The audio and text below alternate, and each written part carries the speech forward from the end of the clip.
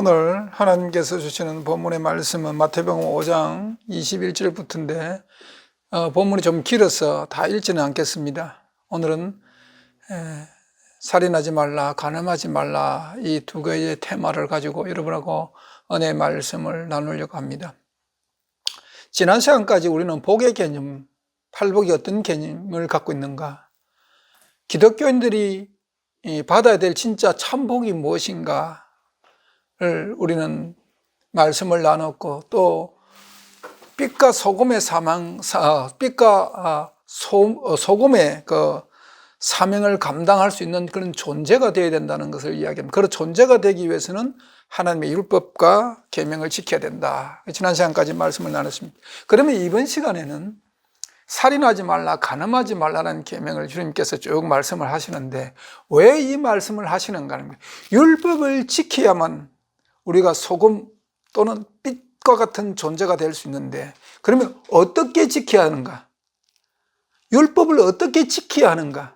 그것을 지금 주님께서 말씀하고 계시는 겁니다. 사람이 율법을 어떻게 지킬 수 있는가?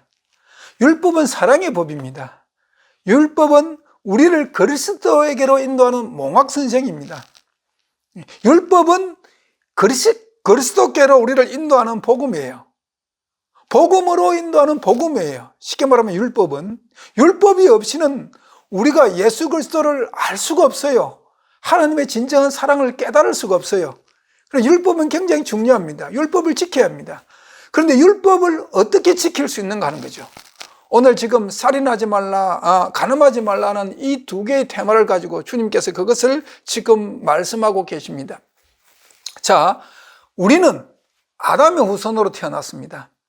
우리의 시조는 아담입니다. 아담과 하와로부터 우리가 이 땅에 존재하게 됐습니다. 그러면 아담과 하와로부터 우리가 물려받은 것이 있습니다. 그것은 죄에 대한 본질이죠. 죄에 대한 성향입니다. 그리고 죄의 결과로 말미암아 우리가 첫 번째 죽는 이 육체의 죽음을 경험하게 되는 그런 죽음, 이 두 가지가 아담과 하와로부터 물려받은 유산이죠. 쉽게 말씀드리면 우리가 죄의 본질을 갖고 있는, 죄의 본질의 성향을 갖고, 죄에 대한 성향을 갖고 있고, 그리고 이 육체의 죽음, 첫 번째 이 육체의 죽음이 죄로 말미암아 우리에게 임했다는 사실입니다.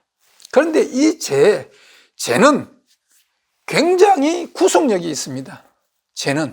죄는 사람들로부터 끊임없이 죄의 올무에 이거 뭐 어떻게 표현해야 해요? 죄가 인간을 죄에서 벗어나지 못하는 그런 올무의 능력이 있습니다. 죄의 구속력이 있어요. 죄는 물론 우리가 태어날 때부터 죄인이라는 사실은 아닙니다. 어거스틴이나 칼빈이 주장하는 것처럼 인간이 태어날 때부터 죄인이라고 그 성경은 이야기하고 있지 않습니다. 로마서에 분명히 모든 사람이 죄를 지음해라고 이야기했습니다. 우리가 물려받은 원죄설이 아니라 모든 사람이 죄를 지음으로 말미암아 죄인이 된 것입니다. 그러나 우리 시조 아담으로부터는 우리 이 두 가지를 물려받았고, 이 죄의 능력이라 하죠. 죄의 구속력이 인간에게 있습니다. 인간을 죄의 본질에서 이 죄는 인간을 구속시키는 능력이 있어요. 그래서 죄에서 인간이 벗어난다 하는 것은 참 어렵습니다. 힘들어요. 근데 우리 주님께서 죄에서 벗어나려면은 우리가 하나님의 계명과 율법을 지켜야 되는데, 그러면 이 율법과 계명을 지키는 게 어떻게 인간이 지킬 수 있는가 하는 것을 오늘 말씀드리면서, 모든 인간들이 율법이 폐해진 것이 아니라 우리 주님이 율법을 완전케 하러 오신 것처럼 우리 예수를 믿는 모든 사람들이 이 율법을 지켜야 되기 때문에, 그럼 어떻게 지켜야 되는 것을 주님께서 설명합니다. 옛사람이 살인하지 말라라고 했습니다. 살인. 예수님과 그 유대 종교 지도자들 사이에 논쟁거리가 하나 크게 있었는데, 유대인들, 바리새인이나 대제사장 서기관들, 그 유대인들의 종교관에서는 살인이나 간음의 계명이 직접 사람을 죽이든지 아니면 직접 다른 여자와 간음을 하든지 육체적인 성관계를 갖든지 이것이 살인과 간음의 개념이었습니다. 그런데 우리 주님이 오셔가지고 그 개념을 바꿔버리거든요. 바꿔버립니다. 왜 바꿔버리느냐? 죄가 어떻게 형성되고 죄가 어떤 결과를 낳는가에 대해서 죄의 시초가 어디서부터 시작돼 가지고 결과가 이렇게 나타나는 것을 주님이 설명한 겁니다. 유대인들은 결과에만 매달려 있는 거죠. 그러니까 사람을 직접 칼로 죽이든지 돌로 쳐 죽이든지 어떤 사람을 직접 죽이는 일, 그리고 여자와 성관계를 통해서 이렇게 간음하는 이 결과만 놓고 죄라는 것을 단정했습니다. 그런데 우리 예수님은 그게 아니라는 겁니다. 그러면 왜 그런 결과가 나오느냐? 우리가 말과 행동은 우리 마음에서 나온다는 겁니다. 본질이 그렇기 때문에 우리 삶 속에 우리의 표현이 그렇게 나온다는 거거든요. 그게 주님이 설명합니다. 여러분, 죄의 성립 과정을 잘 여러분 생각하셔야 됩니다. 죄는요, 우리 모든 인간들이 타락의 본성을 갖고 태어나 있죠. 죄를 지을 충분한 그런 여지가 있습니다. 본질이 죄의 성향을 가지고 있기 때문에. 그런데 죄가 성립되려 하면은 이 죄라는 것이 나를 유혹합니다. 우리의 본질이 죄성이기 때문에 죄라는 것이 나를 유혹합니다. 우리를 시험 들게 하죠. 영어로 temptation, 우리의 시험거리를 합니다. 거기에 대한 매력을 느끼는 거죠. 그 유혹이나 또는 시험에 우리가 매력을 느끼는 겁니다. 그런데 여기까지는 죄가 성립이 안 돼요. 유혹을 받고 시험을 당하는 여기까지는 우리가 죄가 성립이 안 됩니다. 죄가 성립이 되려면 그 유혹이 내게 왔을 때 그 유혹을 내가 받아들일 때부터 죄가 성립이 되는 겁니다.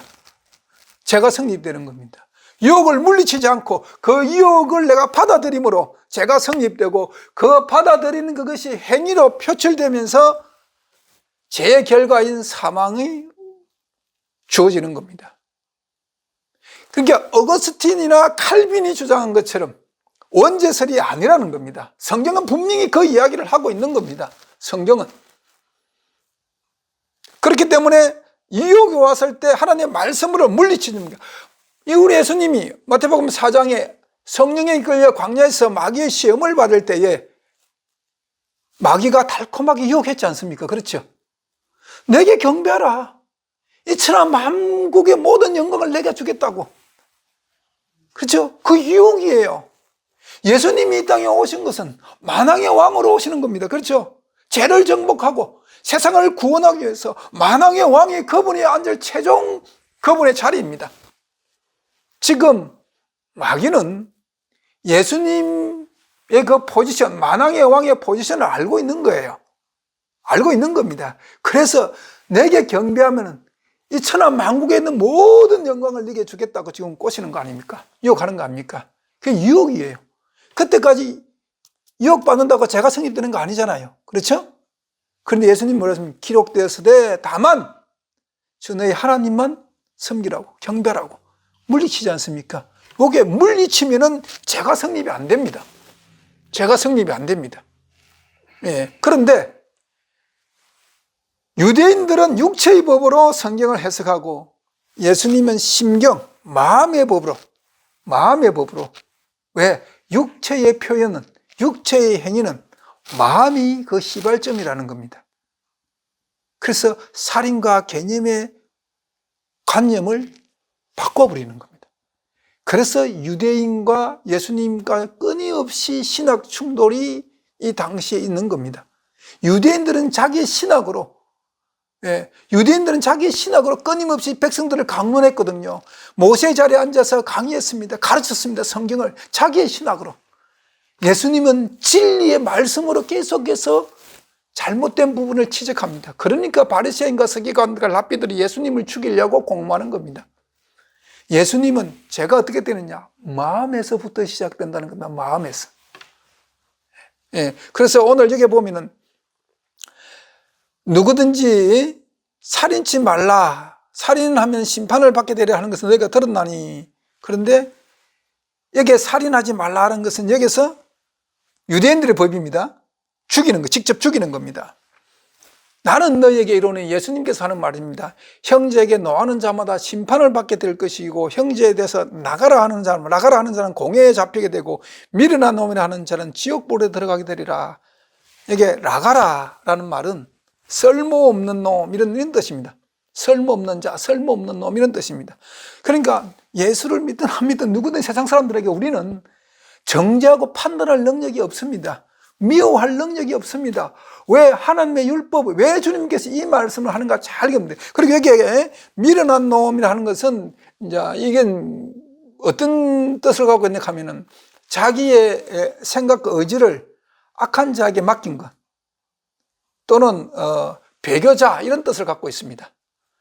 예, 그런데 왜 예수님께서 너에게 이르노니 형제에게 노하는 자마다 심판을 받게 되고, 형제에 대해서 나가라 하는 자 공에 잡히게 되고, 미련한 놈이라 하는 자는 지옥불에 들어가게 되리라 하고 주님 말씀하시냐 하면, 육체의 법이 아니고 율법을 우리가 지켜야 되는데, 율법을 어떻게 지키는가 하는 겁니다. 율법을 어떻게 지켜야 되는가. 율법이 갖고 있는 율법의 본성을 가져야 되는데, 율법의 특성을 잘 이해하고 깨달아야 된다는 뜻입니다. 모세를 통해서 시내산에서 하나님의 계명을 줄 때에 그 율법이 어떤 뜻을 갖고 있는 것을 깨달아야 되는 겁니다. 우리 레위기 19장 17절 18절 봅니다. 레위기 19장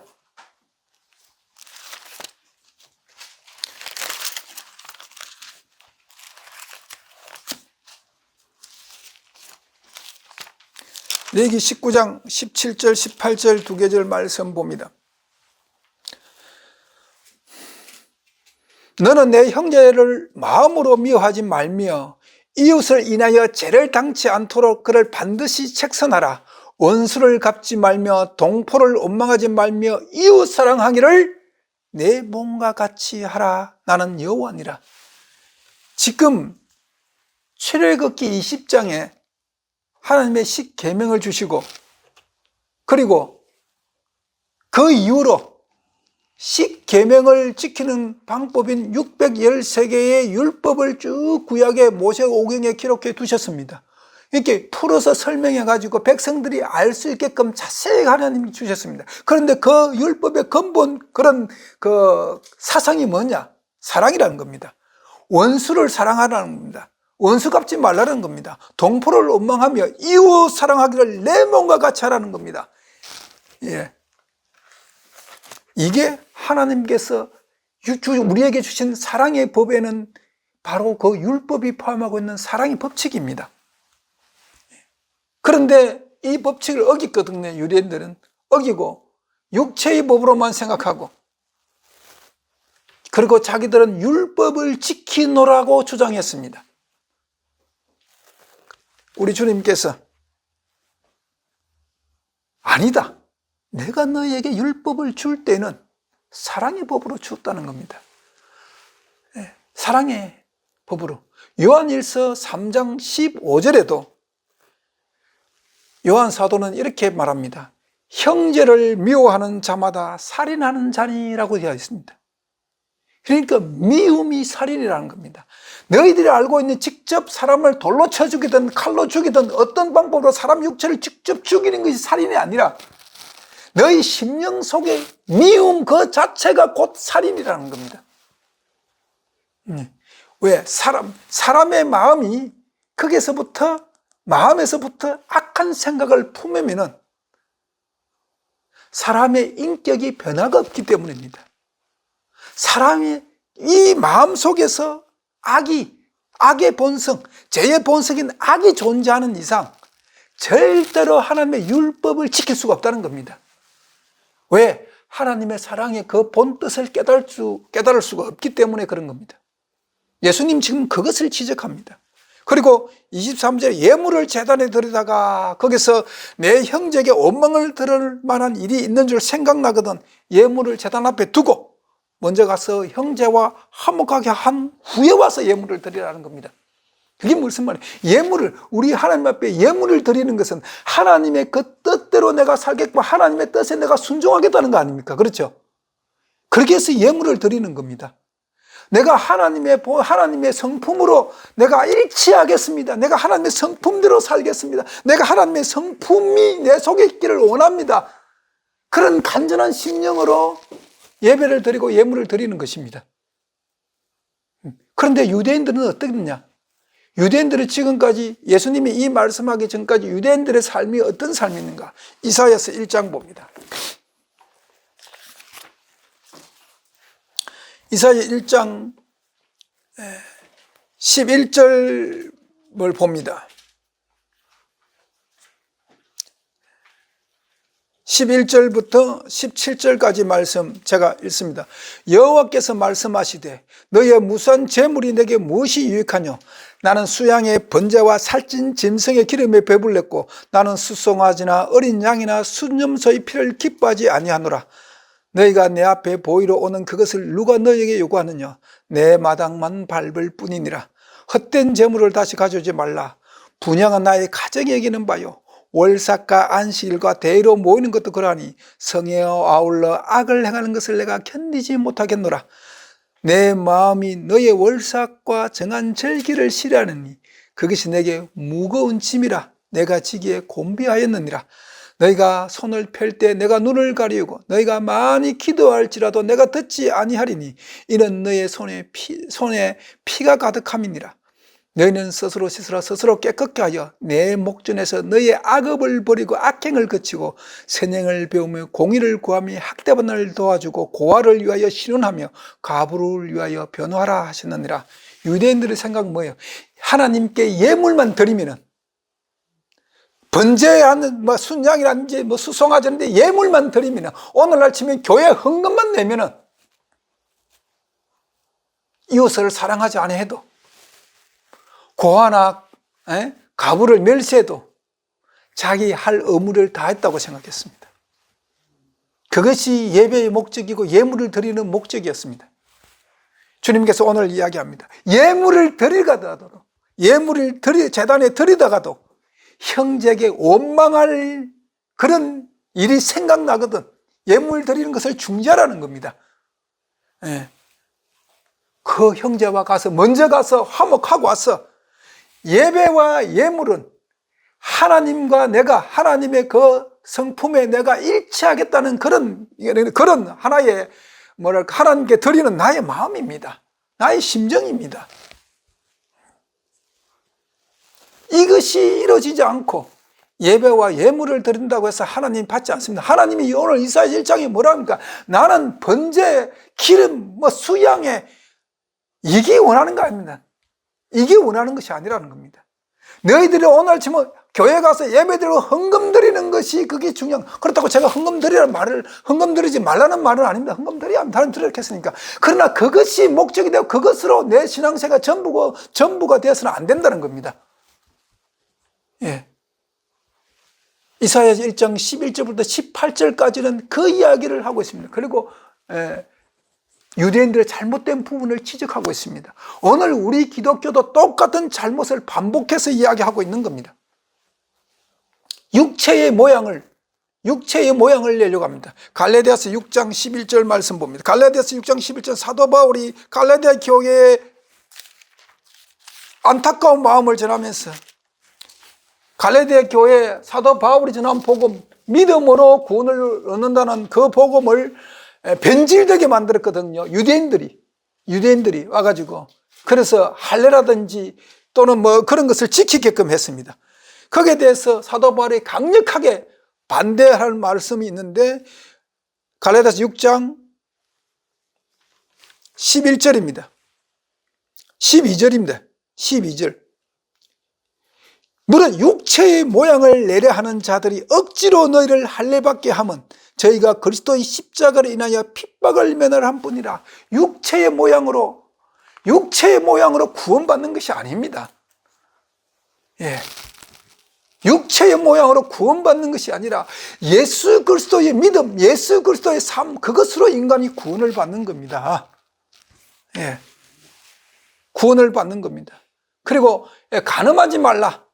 간음도 유대인들은 뭡니까? 여자하고 직접 성관계를 해야만 그게 간음이라고 생각했습니다. 그래서 자기들은 간음하지 않는다고 얘기합니다. 그런데 우리 주님이 뭐라고 합니까? 여기에 여자를 보고 엄욕을 품는 자마다 마음에 이미 간음하였느니라 하고 지금 28절에 말씀하고 있습니다. 그러니까 유혹이 왔을 때 제가 성립이 어떻게 됐는지하고 그 유혹을 품으면 말하면 마음에 품는 자마다 이때부터 제가 성립된다는 겁니다. 예, 이미 간음하였느니라.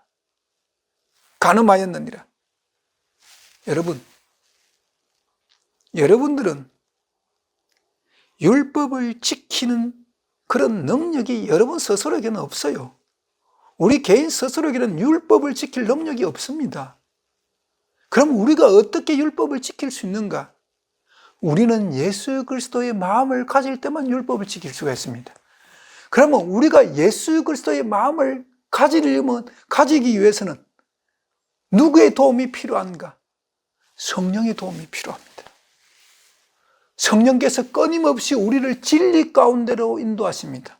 진리의 성령이 오시면 우리를 진리 가운데로 인도하십니다. 우리를 진리 가운데로 인도한다는 그 뜻 자체는 우리의 삶을 예수 그리스도의 삶처럼 살게끔 하는 능력이 우리 스스로의 능력이 아니라 우리 속에 있는 예수 그리스도의 능력으로 말미암아 우리를 하나님의 법 안에서 온전케 할 수 있게끔 한다는 겁니다. 그것이 우리를 진리 가운데로 인도한다는 뜻입니다. 여러분,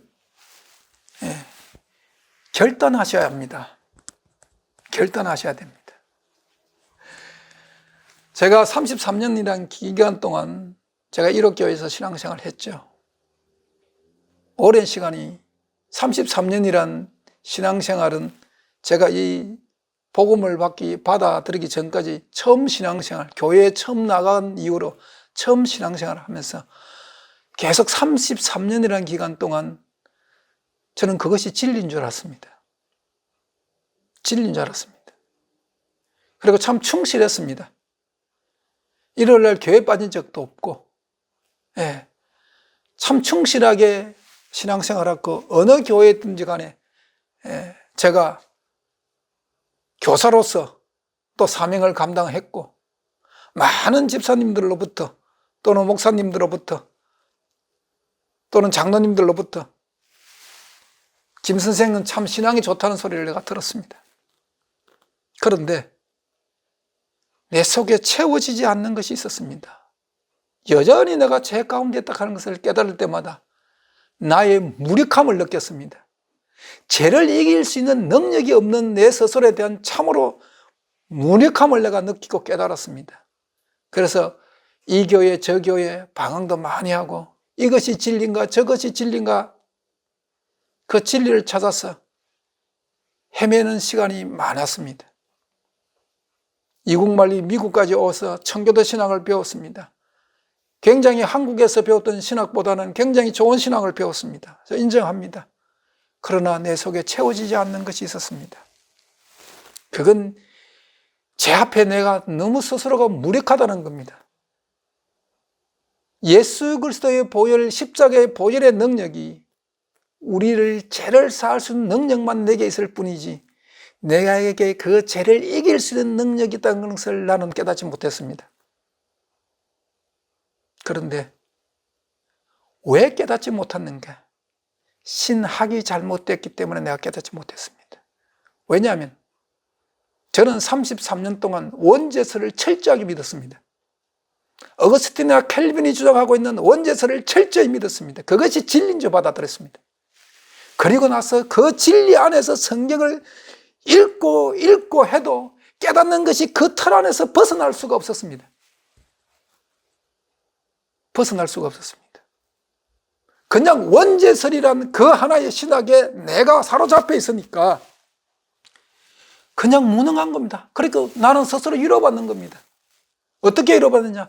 나는 태어날 때부터 죄인이니까 내가 어떻게 이 율법을 지킬 수 있겠어? 내가 어떻게 죄를 이길 수 있겠어?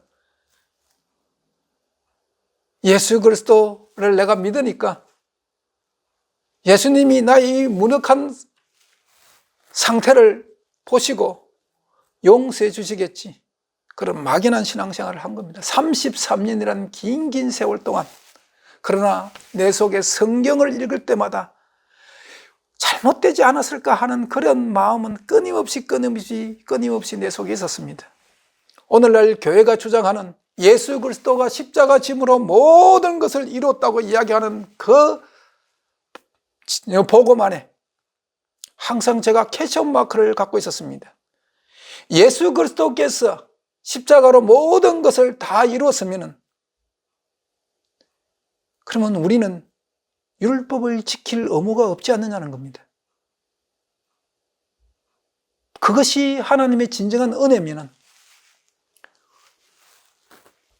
율법이 좀 범해진다 하더라도 내가 죄를 좀 짓는다 할지라도 하나님의 사랑의 법으로 덮어주는 것이 맞지 않느냐 하는 거죠.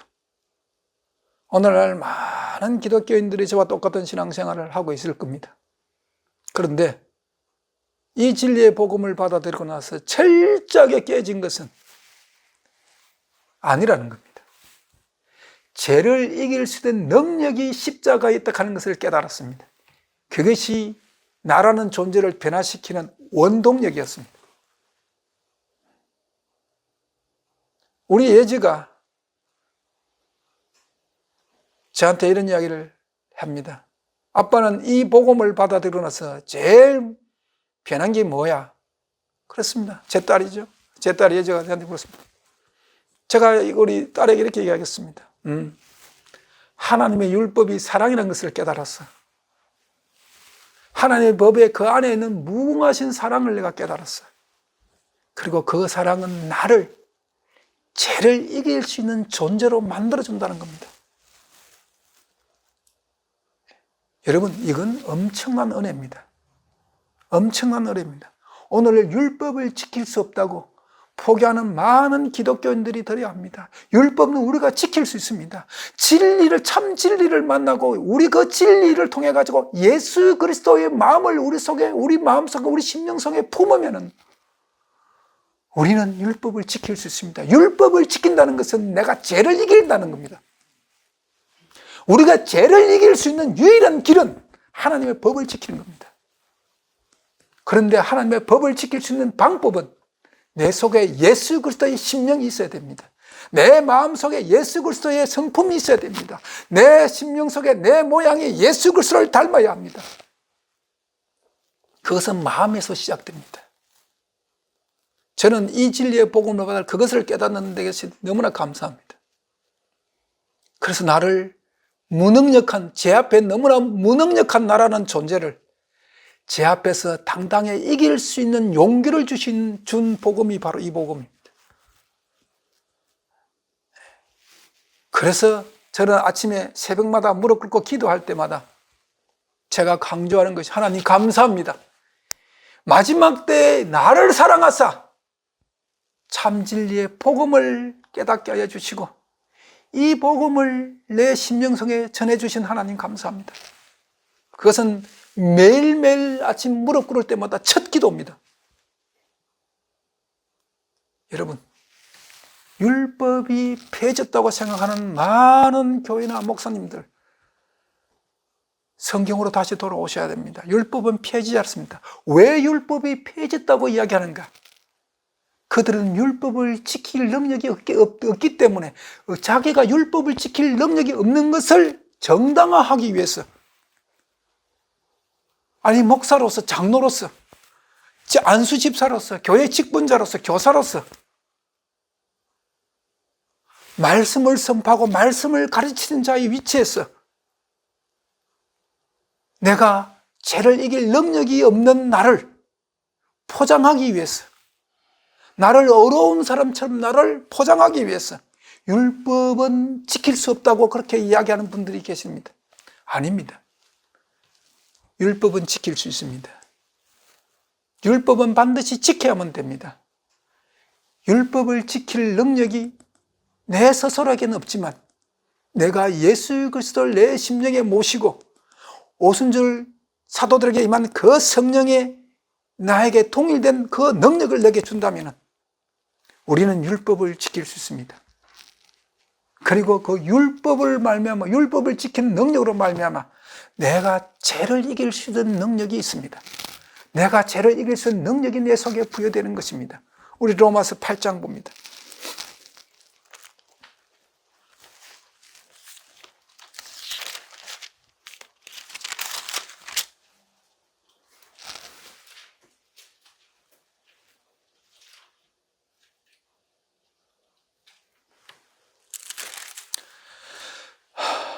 로마서 8장 4절 말씀, 3절 4절 두 개절을 봅니다.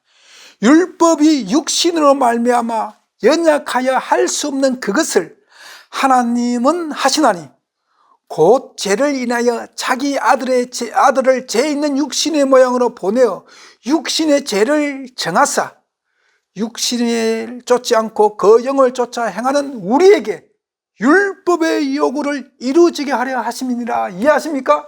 우리 예수 그리스도를 이 땅에 보내셔가지고 육신의 고통을 감당하겠거든요. 우리 죄를 저항해 십자가를 지게 했습니다.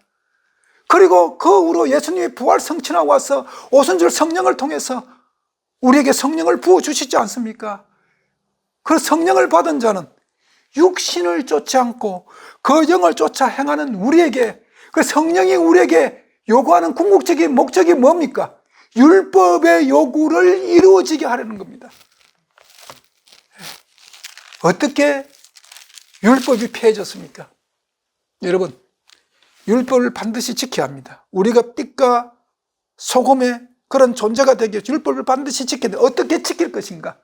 지키는 방법은 성령을 통해 가지고 내가 진리이신 예수 그리스도를 붙들고 있으면, 예수 그리스도의 마음을 내 속에 품으면 예수 그리스도의 인격을 통해 가지고 우리가 율법을 지킬 수 있는 겁니다. 내 의지나 내 능력이나 내 얻은 그런 것으로 지키는 것이 아니라 하나님께서 우리를 율법을 지킬 수 있는 자로 만들어 주신다는 겁니다. 그러면 마음의 변화가 일어나는 거죠. 마음이 체인지가 되는 겁니다. 새로운 성품으로 본 죄의 본질을 가진 나의 성품이 예수 그리스도의 성품으로 변화된다는 것입니다. 그럼 예수 그리스도의 성품으로 변화된 만큼 율법은 지켜지는 것입니다. 저는 여러분에게 감히 이 자리에서 말씀드릴 수 있습니다. 제 삶이 그렇습니다. 율법 앞에 무력했던 내 자스로가 이젠 율법 앞에 당당히 맞설 수 있는 그런 믿음으로 이 진리가 나를 변화시켰습니다. 여러분, 진리는 그만큼 능력이 있는 겁니다. 11시 교회에서 전하는 영원한 진리의 복음을 여러분 소유하셨죠? 그 진리의 복음을 여러분 붙드세요. 놓치지 마세요. 여러분을 하나님의 법에 순종하는 자로 만들 능력은 거기서 나옵니다. 여러분, 마음이 이미 가늠했다. 마음으로 이미 업력을 품은 자는 가늠했다. 그럽니다. 그리고 오늘요 29절에 보면은 만일 내 오른눈이 널 실족하게 하거든 빼어버리라. 내 백제증 하나가 없어지고 온몸이 지옥에 던지지 않는 것이 유익하며 결단입니다. 신앙은 결단이 있어야 합니다. 율법을 지켜야 복을 받는다. 그럼 율법을 지키기 위해서 결단을 하셔야 합니다. 네. 저는 33년이라는 기간 동안에 1여 교회에서 신앙생활했고, 안식이라는 개념 자체가 없었습니다. 왜냐하면 그는 어릴 때부터 신앙생활 처음 시작할 때부터 이단이라고 정죄가 내 머릿속에 되어 있었기 때문에 쳐다보라 안 했습니다. 그런데 갑자기 예배를 일요일에서 안식일로 바꿨습니다. 그리고 이 복음을 받아들이고 전할 때에 가장 잘 아는 사람들이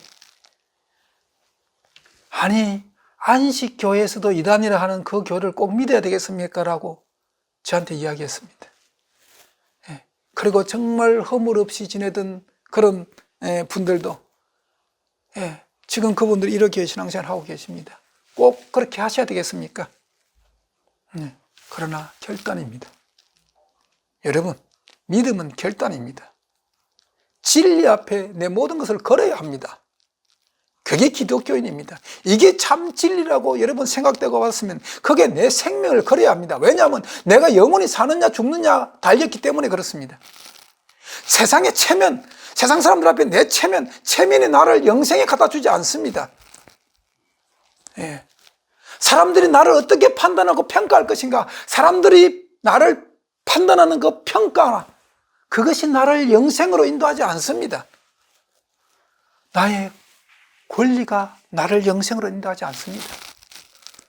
모든 것을 새로 정립해야 합니다. 예. 그래야 율법을 지키고 하늘나라를 갈 수 있는 겁니다.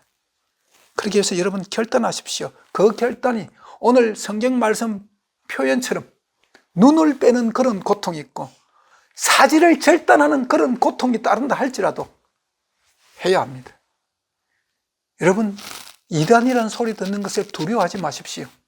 항상 진리를 전가하는 사람이 이단의 소리를 들었습니다.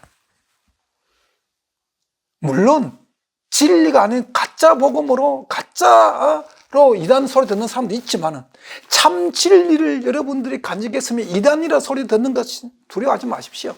남들이 어떻게 평가하든 그건 내게 아무 상관이 없습니다. 예수 그리스도께서 심판날에 나를 어떻게 평가하실 건가? 그것이 우리 신앙의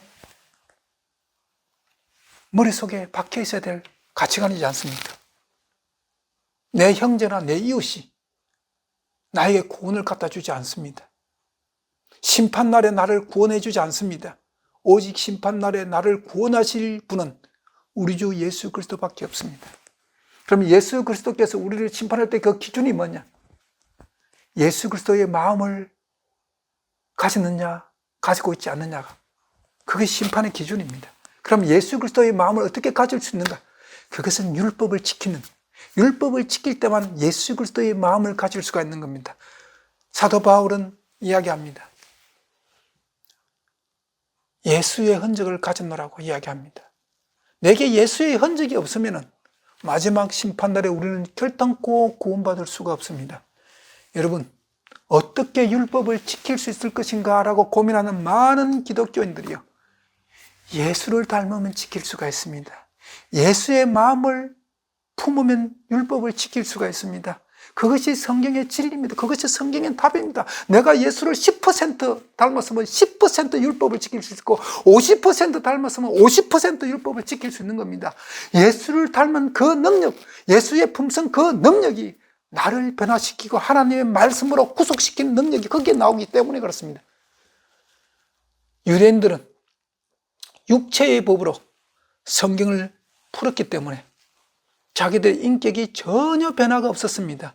왜냐하면 자기들은 어려운 사람이거든요. 율법을 지키고 사는 사람들은 율법을 지키고 사는 사람이라고 판단하고 있었기 때문에 자기들은 죄에 대한 감각이 없었습니다.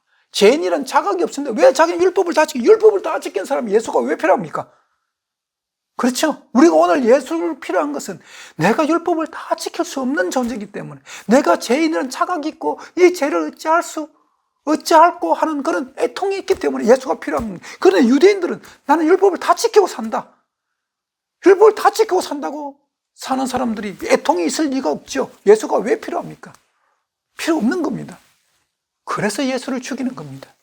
그러니까 예수가 참 진리의 복음을 전가하는 그런 복음을 받으면서도 심정의 변화가 없는 겁니다. 개혁이 일어나지 않습니다. 눈을 빼고 사지를 절단하는 그런 결단이 그들 속에 없는 겁니다. 여러분, 마지막 때 좁은 문으로 들어가야 됩니다. 오늘 주님께서 결단하라는 겁니다. 진리 안에서 이제 복이 뭔가를 알았느냐, 내가 어떤 존재가 돼야 하늘나라 가는 줄 아느냐, 그 존재가 돼야 율법을 지켜야 되느냐, 그리고 율법을 어떻게 지킬 수 있는가. 인간이 율법을 지킬 수 있는 유일한 길은 마음이 변화해야 되는 겁니다. 마음의 개혁이 일어나야 됩니다. 세상적인 그런 마음, 죄의 본질을 갖고 있는 그 마음이 예수 그리스도의 성품으로 바뀌면은 미워하지 않고 살 수 있고 간음의 마음의 업력을 품지 않고도 살 수 있는 겁니다. 그리고 거짓말을 하지 않고도 살 수 있는 겁니다. 여러분, 예수 그리스도의 마음을 품으면요, 예수 그리스도의 마음으로 죄의 본질이 바뀌면요, 죄의 본성에서 예수의 마음으로 바뀌면요, 죄가 싫어집니다. 죄가 미워집니다. 그때부터. 그리고 죄를 지을 때마다, 내가 죄를 범할 때마다 내 심령 속에 정말 애통이 나오는 겁니다. 예. 이런 은혜가 계속 반복될 때에 우리는 점점 예수화되어 가는 겁니다. 그것이 율법을 지킬 수 있는 길입니다. 율법은 우리를 예수께로 인도하는 몽학선생입니다. 그리스도께로 인도하는 몽학선생입니다. 율법이 없이는 예수의 사랑을 깨달을 수 없고, 율법이 없이는, 율법을 지키지 않고는 내가 예수의 마음을 품을 수가 없습니다. 그러면 예수의 마음이 내 속에 없으면 나는 여전히 아담과 하와로부터 물려받은 죄의 본질, 죄에 대한 성향을 가지고 살다가 죽는 겁니다. 그러면 구원받을 수 있습니까? 구원 못 받는 겁니다.